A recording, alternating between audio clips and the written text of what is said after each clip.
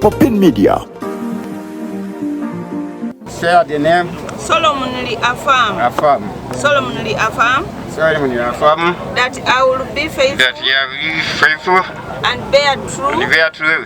Allegiance. To the Republic.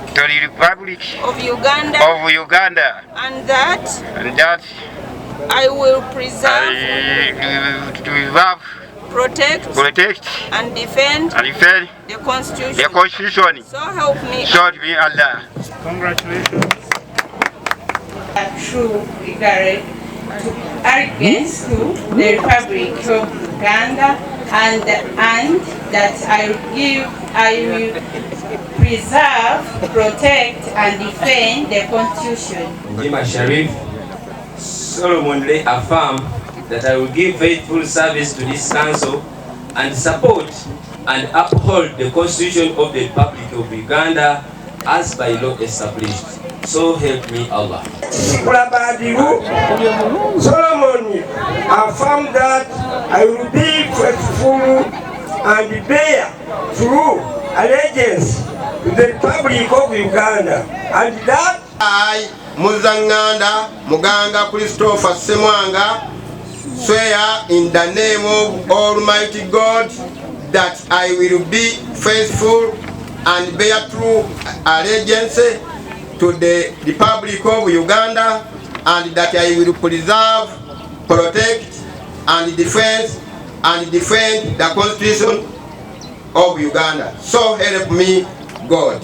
Muggombolola ye Kayunga ku lwa gavumenti ya Uganda tulina entambula wano naye nga ya pikipiki ejja okuyamba ssebo okulaba nga otambuza emirimu ya ofiisi yo era kino kyekisumuluzo.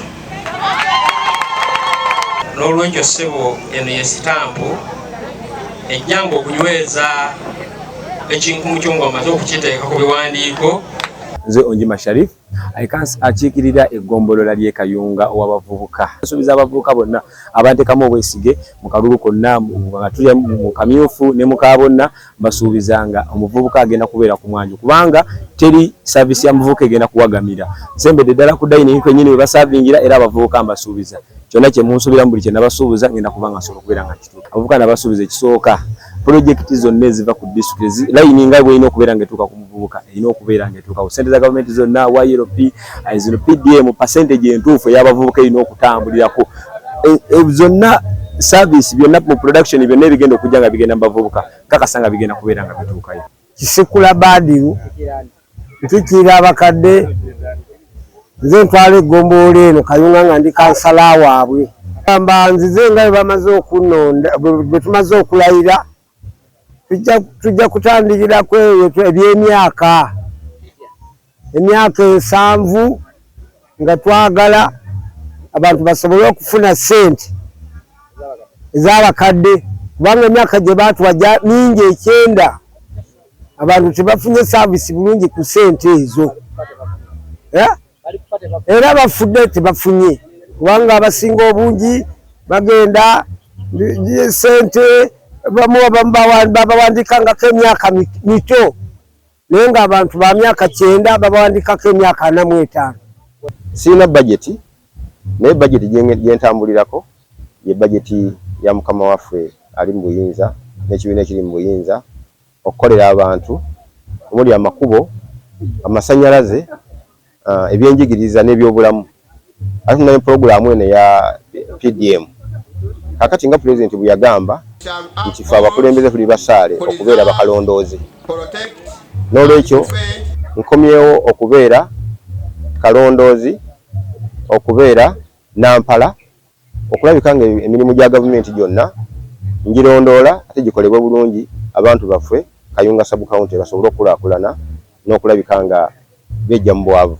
Ensonga y'ettaka Bannayuganda mwenna ne Bannakayunga obubeera bubeezi bukulembeze bukyamu naddala omukulembeze w'eggwanga bamala okulagira nti abantu be tewali muntu ateekeddwa kubatataaganya kulabika nga bagobebwa ku bibanja byabwe.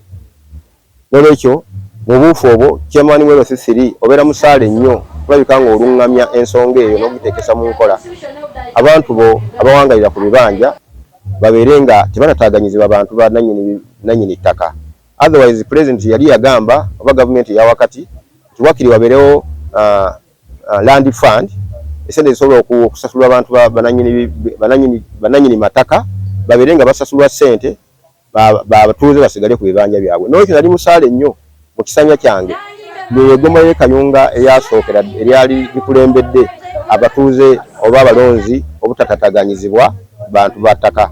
Naye wesibeereddewo wabaddewo okutataganyizibwa kwa bannannyini mataka n'ab'ebibanja. Naye njagala okweyama n'okumatiza abantu mwenna abampuliriza abampadde akalulu abalonzi b'eggombolola y'e Kayunga temugenda kuddamu kutataganyizibwa nga muli ku bibanja byammwe okuggyako nga kyenteeka okukola kwe kukwataganya ab'ebibanja n'ab'amataka okulabika nga wabeerawo okuwuliziganya n'okuteeka ebiragiro bya pulezidenti mu nkola. Esebo erinnya nze Muzanganda Muganga Christopher Ssemwanga, omuntu w'abantu bagamba akola obulungi yeebazibwa. Ssentebe w'eggombolola eyabadde omulonde essaawa zino chairman w'eggombolola omujjuvu mmaze okulayira. solemnly affirm that I will be faithful and bear true allegiance to the Republic of Uganda, and that I will serve, protect and defend the Constitution, so help me Allah. I, Rugoro Bisaidi, solemnly affirm that I will give faithful service to this council and support and uphold the Constitution of the Republic of Uganda as by established, so help me Allah. Senyonjo's right. solemnly Affirm that I will give faithful service service to this council this council and support and and uphold the the Constitution Constitution of the Republic of Uganda Uganda as by law established. established. So help me Allah. So help me Allah. Congratulations.